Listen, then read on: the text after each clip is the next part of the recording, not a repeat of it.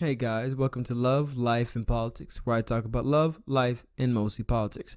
Per usual, links in the description below for all the people that I keep my eyes out on and get lots of my sources and lots of my news, as well as links to things that you can use to support this channel, whether it be Subscribe Star or checking out my book. Any help would be greatly appreciated. 3 things that I'm going to talk about today are the mayor of Portland joining in the protest, big tech censoring doctors, as well as the feds leaving Portland. Psych. Anyways, let's begin. First thing I want to talk about is the Portland protest and the mayor joining in. If you guys have been living under a rock, you probably have not heard of it, or have you been watching just one side of media, you have not heard of it, or the little bit of it that you have heard has been glowing. Portland, the courthouse Portland's been having protests for more than 60 days straight, and the federal government has not been involved with that. Not until recently, where they were actually attacking a federal courthouse, did Trump send in the feds to protect it. They started off staying inside, but once things started getting crazy and they started trying to breach the doors, the feds then went outside.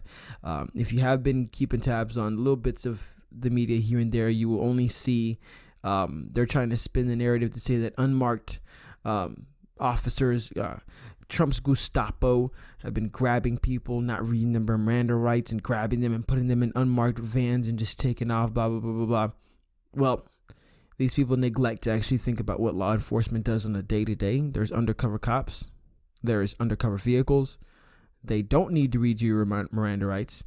And, yeah, they're not talking about that portion of it because they're trying to paint a narrative that Trump is essentially sending people in there to violate these peaceful protesters' rights. But what they're not telling you is apparently 2 cops are permanently blinded.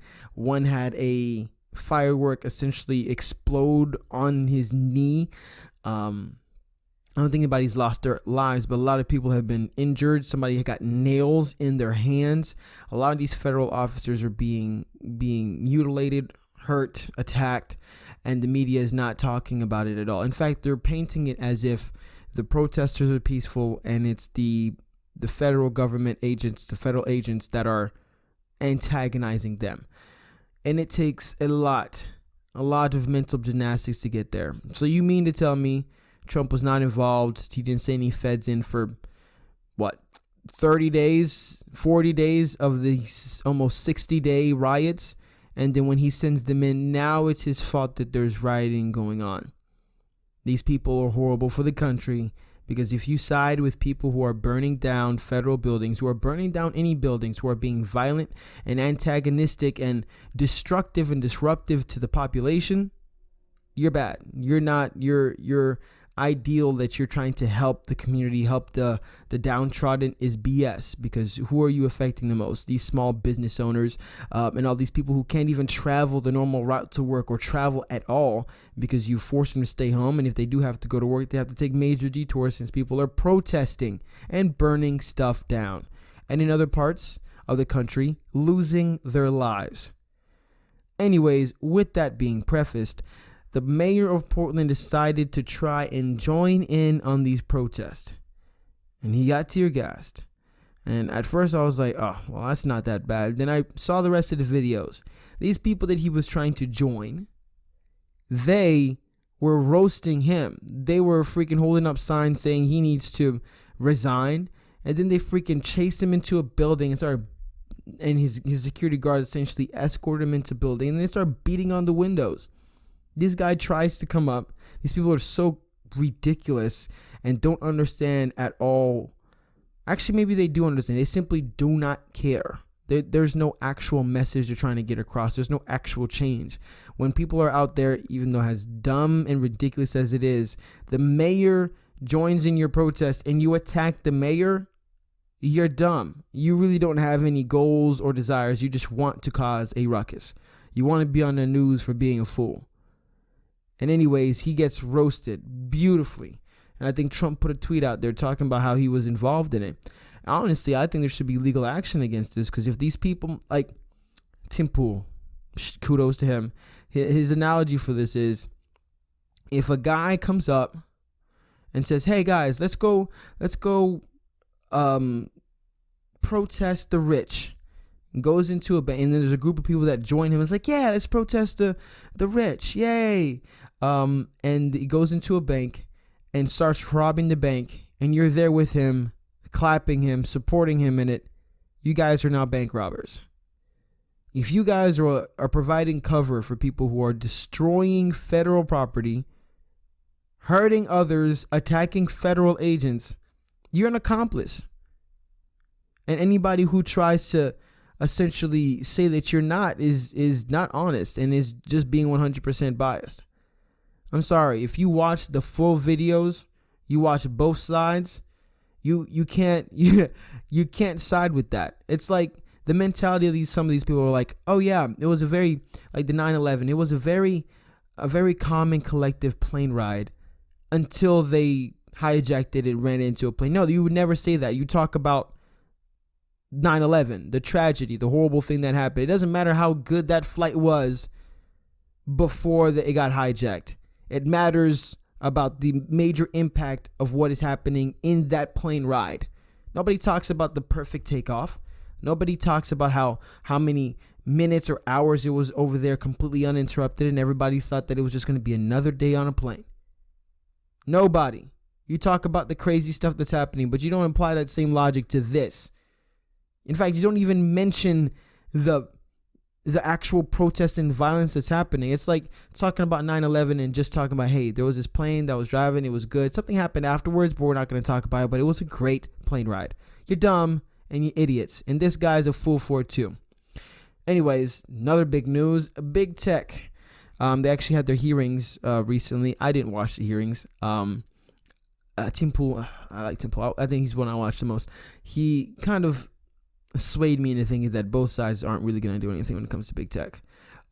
Republicans are just saying words, and it sucks because I am a Republican, but it's crazy to see that the ones that are in there's very few that are actually men of action instead of men of just word. You know what I'm saying? That will just show up on Fox News, say that they're going to do this, say they're going to do that, and then nothing really ends up happening in the end. So I didn't really watch that. That happened. But besides that, I think the same day, I guess Trump retweeted or posted a video. Apparently there's a group of doctors who are essentially, I wouldn't say on Trump's side, but are giving out facts that are not fitting the mainstream representation of the COVID. The numbers they're putting out, the recommendations that they're making, and there's a group of doctors, credentialed doctors, and simultaneously or within moments of each other, Twitter dropped it, Facebook dropped it. I think Don Jr. Yeah, Don Jr. is what they call him. Donald Trump's Jr. He posted it, and apparently his account got locked for like 12 hours for posting it. Trump's got censored completely, and it's like, so let me get this straight. You say you don't want to be putting anything out there that is not supported by medical professionals, and then medical professionals provide a different, because I don't think there's any place in science where there's 100% agreeability on any subject or any matter. I don't believe that at all. And if we had this mentality that we have right now, I mean, certain scientists or certain theologians or certain astronomers, their stuff would never ever reach the mainstream, because the mainstream would say, okay, that right there is alternate from what we're teaching, so it must be wrong, and we're going to censor it and never let anybody hear about it. That rationale is ridiculous. So if another group of doctors is giving you sets of facts that are contrary to what you believe, you leave it out there and you let the people make their decisions. And on top of that, you censored the President of the United States. What is it, Section 213s? Is that what it's called? What essentially gives them the ability to not get sued for what they do if they don't act as publishers? Man, he better revoke that ish quick. Or start saying, next time you do this, it's gone. Period. You're either going to follow the rules that you signed up for, or you're going to get the hammer. Leave it at that. But that happened, and a lot of people are starting to, and it was trending a lot. I think it was Breitbart who was actually posting the live stream. It got to like 18 million people watching it. And it's like, so you mean to tell me a network recording a group of doctors cannot put that out because Twitter, Facebook, and YouTube believe that they know more than these doctors. Who are you to dictate which doctors are correct? Clearly, you believe that you have an ideology, you have a way of thinking that is better than them. Instead of letting the American people, the people on the platform, choose and decide what they want to believe, you are telling them you know more than these doctors and you shouldn't even listen at all. Man, legit, if Republicans don't step the F up, we're screwed. I mean, would I ever change to like a no party affiliation? Probably not. I'm sorry. Democrats have lost their effing mind, so I got to do what I got to do. But man, I do hope a new breed of Republicans comes up. One's a group that is full of action instead of inaction and all talk and no walk. Anyways, last thing I want to talk about is the feds leaving Portland. It's pretty recent. Hold on, I'm recording this Thursday. Feds are leaving Portland, you know? They're like, hey, Shoo-Fi, don't bother me, get out. They're protesting them, trying to get rid of them. And now the feds are leaving. Psych, they're not. In fact, the state police have been called in. So not only are the feds not leaving, they're bringing in state reinforcement. So now the state, this is from, I think this is a Democrat governor, is now coming in sending his law enforcement to actually take care of what should have been taken care of 60 days ago. Yeah. And I know, and the reason, a lot of people that I'm watching, they're saying the reason that this is happening is because the polls are reflecting that people are seeing through the narrative. They're looking and they're seeing that, well, these are violent people. They're not doing great things.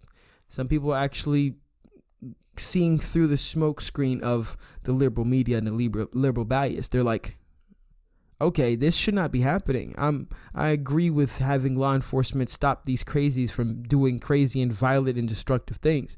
And since you made it your position to support those people, and Trump made it his position to be the president of law and order, you're going against law and order. And guess what the significant majority of our country would rather have? A law and order over rambunctious communist lefty people burning down their cities and burning down their courthouses. I think that is now the reason why they decided to step up and start. The governor himself started sending in his people so that the narrative could change. But I honestly think it's too late. They've been pushing the narrative so hard that Trump is the one that's been sending in the law enforcement. Trump, law enforcement. The psyche of these people, especially when they see the full videos of what's going on right there, they're going to, because of you, they're going to attach the law and order with Trump, and they're going to attach the violence and lack of any respect for personal property, government property at all with the left. And I think that's how it should be. And man, I hope Trump's campaign makes sure they capitalize on this 100%. I pray to God that we have a complete sweep. I pray to God that Republicans keep the executive branch, judicial, and representative.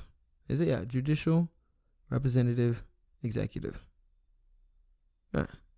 Man, now I got to go back to that one show. I forgot what it's called.